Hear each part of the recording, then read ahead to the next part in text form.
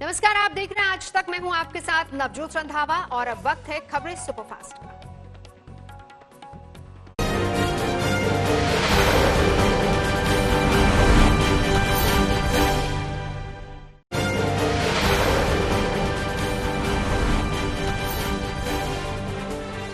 Sushant case में bank खातों से निकाली गई रकम को लेकर बड़े खुलासे सामने आ रहे हैं। पिछले साल 14 जुलाई से लेकर 15 अगस्त के बीच सुशांत के बैंक खातों से पूजा सामग्री के नाम पर करीब 2 लाख रुपए निकाले गए। 14 जुलाई को 45,000, 2 अगस्त को 86,000 और 15 अगस्त को 60,000 रुपए की निकासी की गई। इससे पहले 8 जुलाई को पंडित की फीस के नाम से 11,000 रुपए का भुगतान भी दिखाया गया है।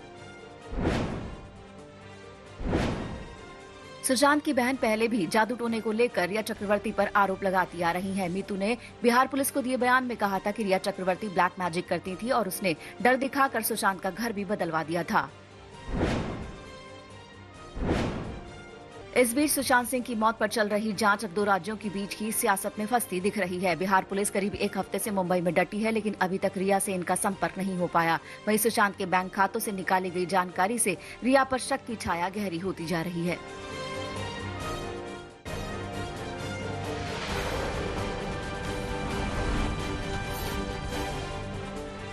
एक्टर सुशांत सिंह की मौत के मामले में जांच पर सियासत और तेज हो गई है। मुंबई पुलिस पर बिहार पुलिस की टीम से सहयोग नहीं करने के आरोपों के बीच आज बिहार से वरिष्ठ अफसर भी मुंबई रवाना हो रहे हैं। बिहार के डीजीपी ने दावा किया है कि अगर उन्हें सबूत मिल गए तो आरोपी कितने भी रसूखदार हों, उन्हें नहीं छोड़ेंगे।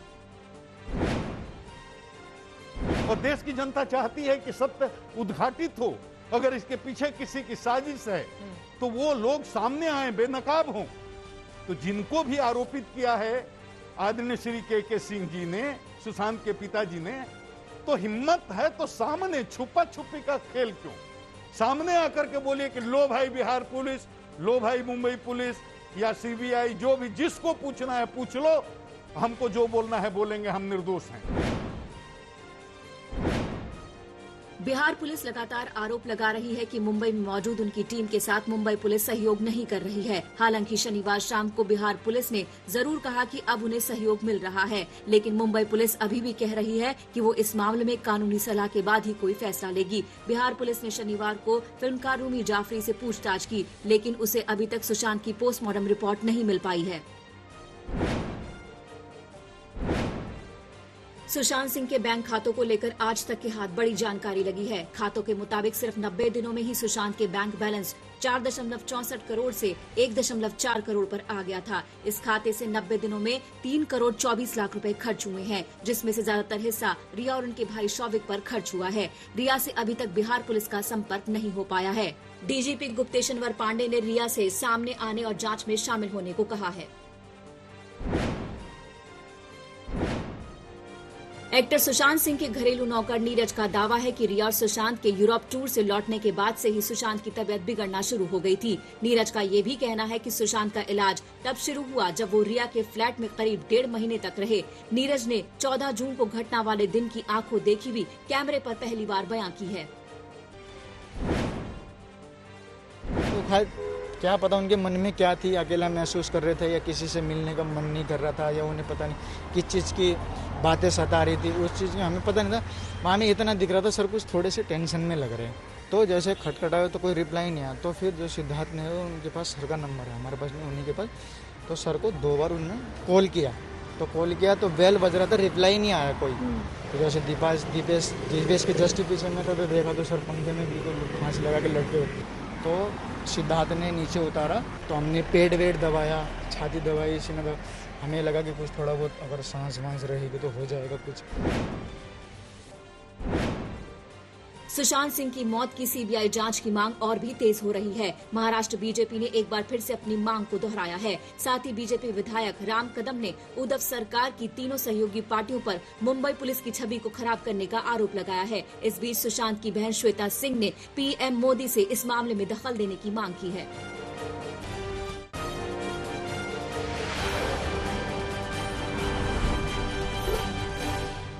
यूपी के मुख्यमंत्री योगी आदित्यनाथ आज अयोध्या पहुंचेंगे। दोपहर में उनका अयोध्या का कार्यक्रम तय है। मुख्यमंत्री यहां 5 अगस्त को राम मंदिर के भूमि पूजन की तैयारियों का जायजा लेंगे। वो एक एक तैयारी को बारीकी से देखेंगे। सीएम योगी ने तीर्थ नगरी मथुरा, काशी, चित्रकूट, प्रयागराज, नैमिष नारायण और गोरखपुर में भी 4 और 5 को अखंड रामायण का पाठ करने को कहा है। सभी जगहों में भूमि पूजन के दिन दिवाली जैसा उत्सव मनाया जाएगा। अयोध्या में कोरोना के बढ़ते मामलों को देखते हुए 5 अगस्त को भूमि पूजन में पीएम मोदी के लिए अभेद्य सुरक्षा कवच तैयार किया गया है। भूमि पूजन में कोरोना नेगेटिव और 45 साल से कम उम्र के सुरक्षा कर्मी ही तैनात किए जाएंगे। 3500 अतिरिक्त सुरक्षा कर्मियों की तैनाती की जाएगी। पीएसी की 40 कंपनियां भी तैनात रहेंगी। यूपी के एडीजी कानून व्यवस्था संभालेंगे। डीआईजी स्तर के 2 और 8 एसपी स्तर के अधिकारी भी सुरक्षा में शामिल रहेंगे। अयोध्या में 5 अगस्त को भूमि पूजन के लिए प्रधानमंत्री नरेंद्र मोदी 11:15 बजे पहुंचेंगे और करीब 2 बजे वापस हो जाएंगे। पीएम मोदी अयोध्या पहुंचने के बाद सबसे पहले हनुमानगढ़ी में दर्शन करेंगे। फिर रामलला का दर्शन कर भूमि पूजन कार्यक्रम में हिस्सा लेंगे। उनके मंच पर 5 गणमान्य लोग मौजूद रहेंगे। इनमें प्रधानमंत्री नरेंद्र मोदी, मुख्यमंत्री योगी आदित्यनाथ, यूपी की राज्यपाल आनंदीबेन पटेल, आरएसएस के प्रमुख मोहन भागवत और मंदिर ट्रस्ट के अध्यक्ष महंत नृत्य गोपाल दास शामिल होंगे।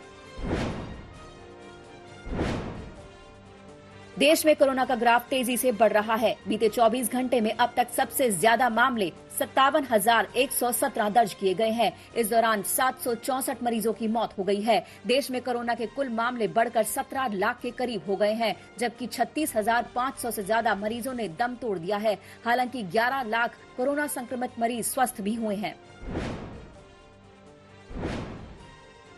महाराष्ट्र में बीते 24 घंटे में कोरोना के मामलों में 9,600 से ज्यादा की बढ़ोतरी हुई है, जबकि इस दौरान 322 मरीजों ने दम तोड़ दिया है। राज्य में कोरोना मरीजों का कुल आंकड़ा बढ़कर 4,31,700 के पार पहुंच चुका है। राज्य में रिकवरी रेट करीब 62% है, जबकि मृत्यु दर 3.55% दर्ज की गई है, जो देश के बाकी हिस्सों से ज्यादा है।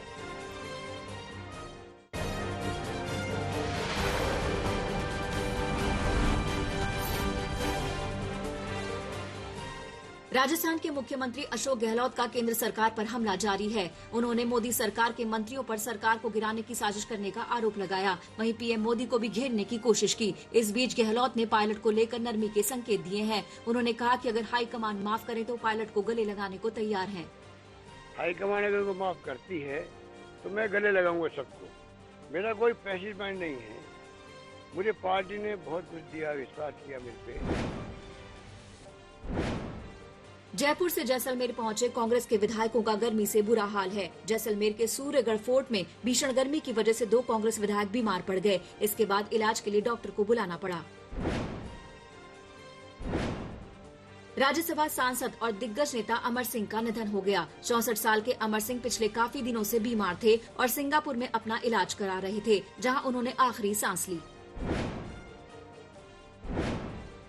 अमर सिंह के निधन पर पीएम मोदी ने दुख जताया। मोदी ने अमर सिंह को एक ऊर्जावान नेता बताया। वहीं राष्ट्रपति रामनाथ कोविंद, उपराष्ट्रपति वेंकैया नायडू समेत तमाम नेताओं ने अमर सिंह को श्रद्धांजलि दी। वहीं अमर सिंह के दोस्त अमिताभ बच्चन ने भी ट्वीट कर अमर सिंह को याद किया।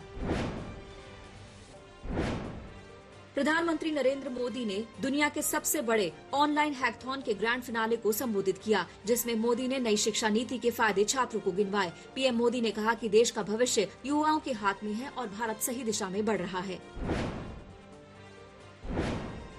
योगी सरकार ने रक्षाबंधन के मौके पर बहनों को बड़ी राहत दी है। महिलाएं सोमवार को राज्य परिवहन की सभी बसों में मुफ्त सफर कर सकेंगी। इसके अलावा आज राखी और मिठाई की दुकानों को भी सरकार ने खोले रखने का फैसला किया है।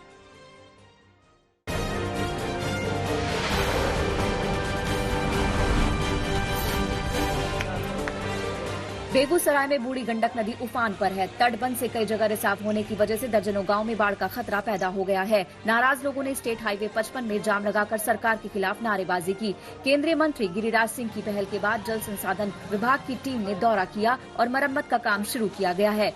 2007 में भी इस तटबंध के टूटने से जानमाल का भारी नुकसान हुआ था। गोपालगंज के सारण तटबंध टूटने से आफत छपरा में आ गई है। यहाँ परसा मकेर में सड़क के ऊपर कई फुट तक पानी बह रहा है। आलम यह है कि सांसद राजीव प्रताप रूडी के घर तक पानी आ गया है। छपरा में करीब 2.5 लाख लोग बाढ़ से प्रभावित हुए हैं और अब सड़कों पर रहने को मजबूर हैं। छपरा के मशरक प्रखंड में नाराज लोगों ने सड़क पर जाम लगाकर मुखिया को भी बंधक बना लिया। बिहार के मुजफ्फरपुर के मीनापुर में बूढ़ी गंडक नदी उफान पर है। कई पंचायतों में दर्जनों गांव बाढ़ प्रभावित हैं। घरों में पानी भर गया है। कुछ इलाकों में गले तक पानी भरा है और जान जोखिम में डालकर महिलाएं उसे पार कर रही हैं।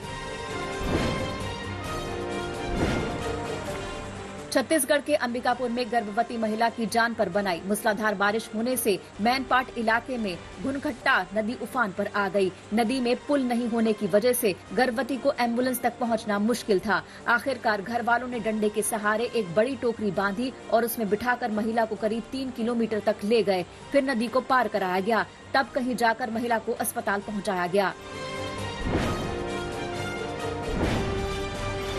रुद्रप्रयाग में मूसलाधार बारिश के बाद सड़क पर सैलाब आ गया। पानी की धार इतनी रफ्तार से बह रही थी कि पहचानना मुश्किल था कि ये नदी है या फिर सड़क। अचानक आई बाढ़ से कुछ राहगीर भी फंस गए। गनीमत रही कि उन्हें कोई नुकसान नहीं हुआ।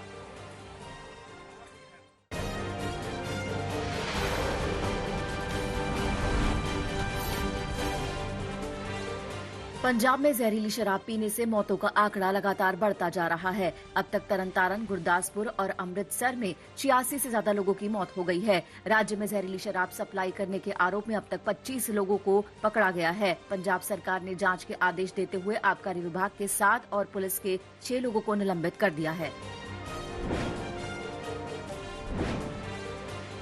आंध्र प्रदेश के विशाखापट्टनम में हैवी क्रेन के गिरने से 11 लोगों की मौत हो गई है। हिंदुस्तान शिपयार्ड में एक भारी भरकम क्रेन के दुर्घटनाग्रस्त होने से चारों तरफ अचानक अफरा तफरी मच गई। मुख्यमंत्री YS जगनमोहन रेड्डी ने क्रेन टूटने की घटना की जांच के आदेश दे दिए हैं।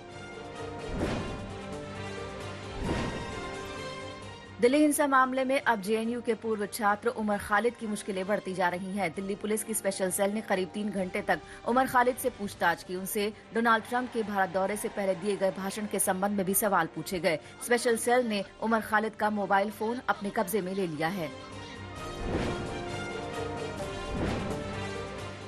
आजमगढ़ पुलिस ने RBI की फर्जी मोहर और कागजात के जरिए धोखाधड़ी करने वाले गिरोह का पर्दाफाश किया है। गिरोह का मास्टरमाइंड हरियाणा का रहने वाला है, जो काफी दिनों से आजमगढ़ में डेरा जमाए था। इस गिरोह ने एक राजस्व कर्मी से धोखाधड़ी कर 5 लाख रुपए भी ऐंठ लिए थे। इस गिरोह पर राम जानकी मंदिर से बेशकीमती अष्टधातु की मूर्तियां चोरी करने का भी आरोप है। इनके कब्जे से चोरी की मूर्तियां बरामद की गई हैं।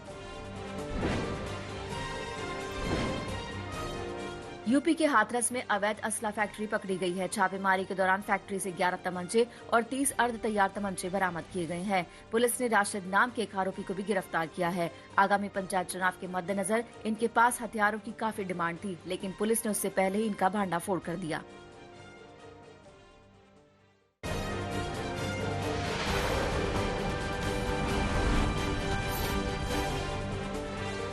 यूपी में अपराधी बेलगाम है। फिरोजाबाद में व्यापारी की हत्या करने आए 2 शूटरों को पुलिस ने गिरफ्तार किया है। दोनों शूटर के नाम आशीष और संदीप यादव हैं। दोनों आजमगढ़ के रहने वाले हैं। इन्हें गोरखपुर जेल में बंद एक बदमाश ने 5 लाख रुपए में व्यापारी की हत्या करने की सुपारी दी थी। पकड़े गए शूटरों में संदीप अभी इटावा में पॉलिटेक्निक की पढ़ाई कर रहा था। पुलिस ने पूरे गिरोह की जाँच के लिए टीम भेजी है। दानापुर में बाइक सवार 2 बदमाशों ने बीजेपी नेता कविंद्र की गोली मारकर हत्या कर दी। दोनों आरोपी वारदात को अंजाम देने के बाद फरार हो गए। नाराज लोगों ने शव को सड़क पर रखकर जाम लगाया और नारेबाजी की। पुलिस के आला अधिकारी मौके पर पहुंचे और जल्दी आरोपियों की गिरफ्तारी का भरोसा जताया।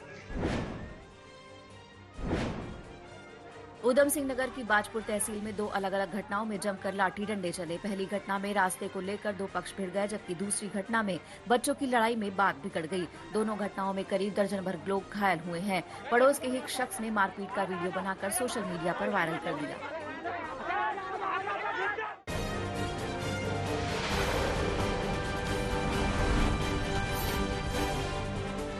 दुनिया में खतरनाक कोरोना वायरस का कहर जारी है। अब तक इस संक्रमण की चपेट में आने से करीब 1 करोड़ 78 लाख लोग बीमार हो चुके हैं, जबकि 6,84,000 से ज्यादा लोगों की मौत हो चुकी है। अभी भी अमेरिका, ब्राजील और भारत 3 ऐसे देश हैं जहां पूरी दुनिया में सबसे ज्यादा संक्रमित लोग हैं।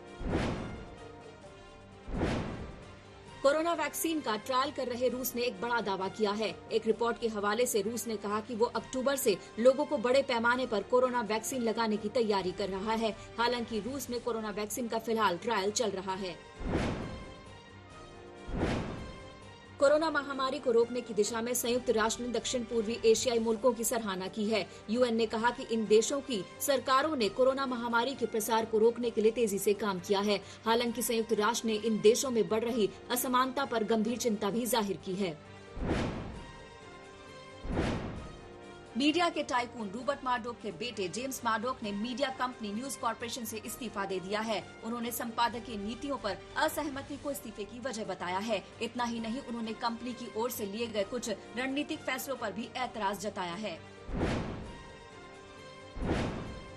रूस में गवर्नर सर्गेई फुर्गल की गिरफ्तारी को लेकर विरोध प्रदर्शन जारी है। रूस के खाबरोवस्क में हजारों की संख्या में लोग सड़कों पर उतर आए और गवर्नर की रिहाई की मांग की। लिबरल डेमोक्रेटिक पार्टी से ताल्लुक रखने वाली फुर्गल खाबरोवस्क क्षेत्र से गवर्नर हैं। हत्या के संदेह में उन्हें कुछ हफ्तों पहले गिरफ्तार किया गया है। इराक के प्रधानमंत्री मुस्तफा अल कदीमी ने 6 जून 2021 को चुनाव की घोषणा की है। इस दौरान उन्होंने कहा कि हम इस चुनाव को सफल बनाने और इसके आवश्यक पैमानों को पूरा करने की पूरी कोशिश करेंगे। इराक में लंबे समय से चुनाव सुधारों और फिर से चुनाव को लेकर प्रदर्शन हो रहा था। इसास तूफान ने अब बहामास में दस्तक दे दी है। बहामास के उत्तर पश्चिमी इलाके में इसास का खतरा बना हुआ है। 11 महीने पहले यहाँ डोरियन तूफान ने जमकर कहर मचाया था। इस दौरान 20 लोगों की मौत हो गई थी। यूरोपीय देशों में गर्मी चरम पर है। इंसान तो इंसान, जानवरों का भी बुरा हाल है। लंदन के चिड़ियाघर में बंदरों को बर्फ परोसी जा रही है। इस बर्फ में फलों के साथ जमा गया है ताकि जानवरों को गर्मी से राहत दी जा सके। ऑस्ट्रेलियाई और पपुआ न्यू गिनी की संयुक्त पुलिस ने 500 किलोग्राम कोकेन बरामद की है। एक छोटे प्लेन क्रैश से कोकेन से भरे 28 बैग बरामद किए गए हैं। इस प्लेन ने पपुआ न्यू गिनी से ऑस्ट्रेलिया के लिए उड़ान भरी थी, लेकिन उड़ान की कुछ ही देर बाद ही प्लेन क्रैश हो गया था।